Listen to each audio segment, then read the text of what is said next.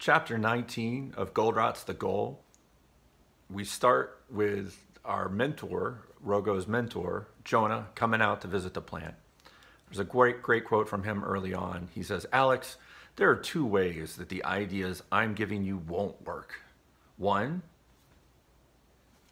is if there isn't any demand for the products your plant makes." So again, we've got a constraint here that is the outside world. The outside world won't buy your product, doesn't matter how good you can optimize your plant. Two, I also can't help you if you're determined not to change. So an organization that doesn't have any interest in changing, not much use in trying to force change down their throat. In chapter 19, again, Jonah flies in to help the team develop their approach to managing the constraints. For the plant to increase its output, the constraint must increase its output. Any other activity is a waste of time in regards to total plant output. Jonah reinforces the team's understanding of goals, constraints, dependency, and fluctuations. All of the steps that we go through here, it's typical, where you've got a consultant into a manufacturing operation and you're going to go around and figure out, all right, it looks like what we make is valuable. It looks like customers want to buy it. How do we make more of it? How do we get more of it out of the door? And again, you get some great cues from Jonah. I love that there's this little aside here of the six of us put on the safety glasses and hats to go into the plant. Safety first. We can't expect our coworkers to be able to focus on improving their output if they're concerned with their own personal safety.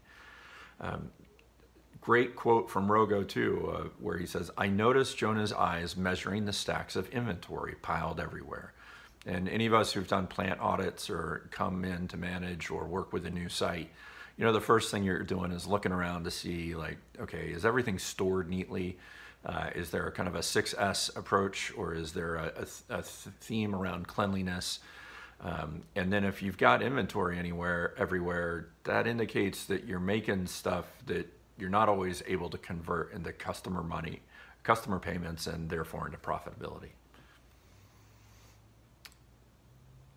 In the link that you'll see to my written review of this chapter, GOLDRATT put together a great table on designing and deciding transformational strategic change. And in that, he talks about the three primary theory of constraint questions. He then breaks those down into the 5 steps of successful change.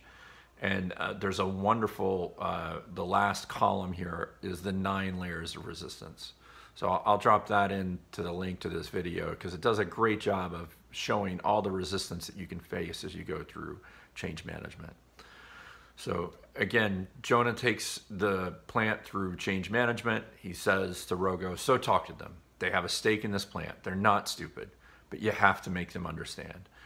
Through all of this, Rogo's not being as candid with his team about the challenge that he's received from Bill Peach. He's not saying like, hey, if we don't get this done, we're going to get shut down. He doesn't want to scare his team. The fact is, most people working in this situation understand that there are stakes going on over their head. And by not being candid with them and by not sharing with them what the real scenario is, Rogo's not really showing them kind of true respect. Understand that they're adults, they're professionals, and while they may worry about things, they deserve to be told the truth. There's another component here too, whereas they start to understand that NCX10 is the constraint, and they start to understand now that this heat setup is a constraint, they're looking to get creative, and they find an external vendor. And Stacy, who's one of the plant controllers, says, there are other ways that we could get these heat finishing steps done, but going outside would increase our cost per part. We know that we've got the 3 metrics that we've got to focus on.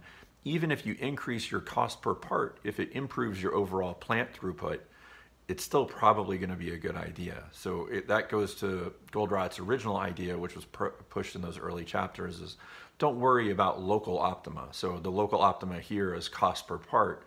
Instead, focus on your total throughput and on your total system goals, which is selling as many products as you can. Chapter 19 is a great chapter. The whole book, it's a great book. Go buy the book, go read the book. It's better than anything that you can learn from one guy on the internet. And every time you get the opportunity to follow the theory of the constraints, you make your day better and you make the world a better place.